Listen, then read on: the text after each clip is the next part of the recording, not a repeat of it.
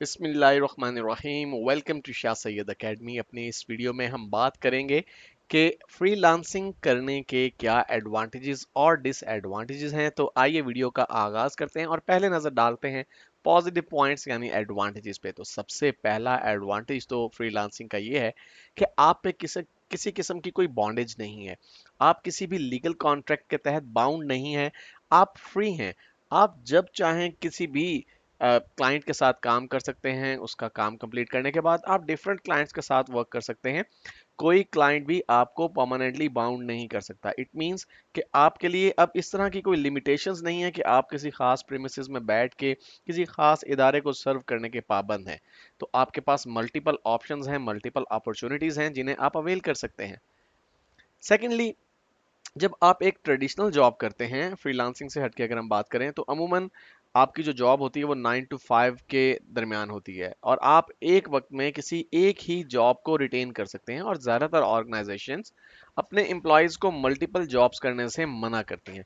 लेकिन जब हम फ्रीलांसिंग की बात करते हैं तो फ्रीलांसिंग में आप एक ही वक्त में मल्टीपल क्लाइंट्स को सर्व कर सकते हैं। जी हाँ, एक ही वक्त में आपके पास मल्टीपल ऑर्डर्स हैं, मल्टीपल क्लाइंट्स के साथ आप डील कर रहे हैं और दूसरे क्लाइंट्स को इससे कतई तौर पे कोई फर्क नहीं पड़ता, ना ही वो इस पे कोई ऑब्जेक्शन रेज करते हैं जब तक आप उनका काम टाइम पे डिलीवर कर रहे हैं।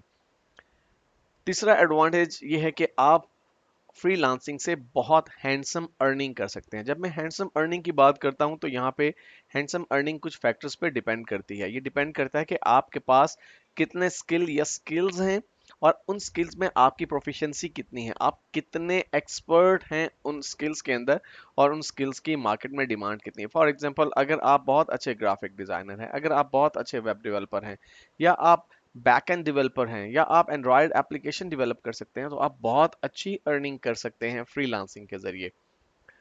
एक और एडवांटेज जो फ्रीलांसिंग का है कि आप कहीं से भी काम कर सकते हैं। मसलन मैं फ्रीलांसिंग करता हूं, मैं अपने घर के एक कमरे में बैठ के फ्रीलांसिंग करता हूं। समटाइम मुझे मूव करना पड़ता है किसी दूसरे शहर में, मैं अपना लैपटॉप अपने साथ कैरी कर सकता हूं और मैं वहां से बैठ के भी काम कर सकता हूं। तो इसमें कोई कबाहत नहीं है, आप बाउंड नहीं है किसी खास प्रेमिसेस के, आप कहीं पे बैठ के भी ये काम कर सकते हैं। आइए अब नजर डालते हैं कुछ डिसएडवांटेजेस की। तो बात करते हैं, तो सबसे पहले हम बात करते हैं ऑड वर्किंग आवर्स की। ये फ्रीलांसिंग का एक काफी बड़ा डिसएडवांटेज है।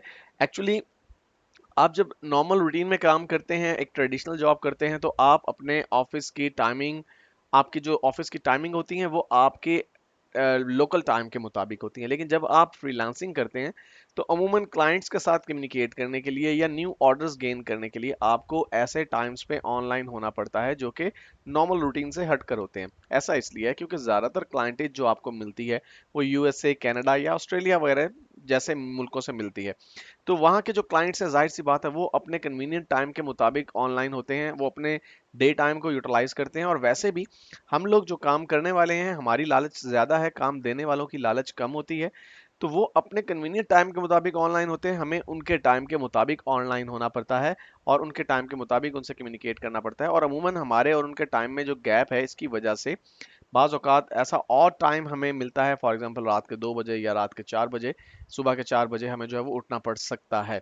लेकिन एक मरतबा जब आपकी आपके क्लाइंट्स के साथ अंडरस्टैंडिंग डेवलप हो जाती है तो फिर आप कोई ऐसे बीच का टाइम जो आप डिसाइड कर सकते हैं जो कि दोनों पार्टीज को सूट करता हो। दूसरा डिसएडवांटेज फ्रीलांसिंग का यह है कि टाइम प्रेशर। जी हाँ, फ्रीलांसिंग में आपको वक्त पे किसी भी जॉब को डिलीवर करना बहुत इंपॉर्टेंट होता है। और अगर आप किसी भी जॉब को लेते वक्त ठीक से आइडिया नहीं कर पाते कि इस जॉब को कंप्लीट करने में आपको कितना टाइम दरकार होगा, तो आपको उसे ऑन टाइम डिलीवर करने के लिए बहुत ज़्यादा मेहनत करनी पड़ेगी। इस तरह से आप पे कुछ टाइम प्रेशर बन जाता है। तीसरा डिसएडवांटेज, जो कि लास्ट डिसएडवांटेज भी है फ्रीलांसिंग का, वो है अनसर्टेनिटी। देखिए, जब आप एक ट्रेडिशनल जॉब करते हैं, आपको मालूम होता है कि आपको एक खास लगी बंदी आमदन जो है वो आपके एम्प्लॉयर की तरफ से हर महीने मिल जानी है और आप उसी के मुताबिक अपने एक्सपेंसेस को एडजस्ट करते हैं, अपना बजट डिसाइड करते हैं। लेकिन जब आप फ्रीलांसिंग की बात करते हैं तो फ्रीलांसिंग में अप्स एंड डाउन्स लगी रहते हैं। किसी महीने हो सकता है कि आप बहुत अच्छी अर्निंग करें, हो सकता है किसी महीने आपकी अर्निंग कम हो जाए, किसी महीने बहुत कम हो जाए।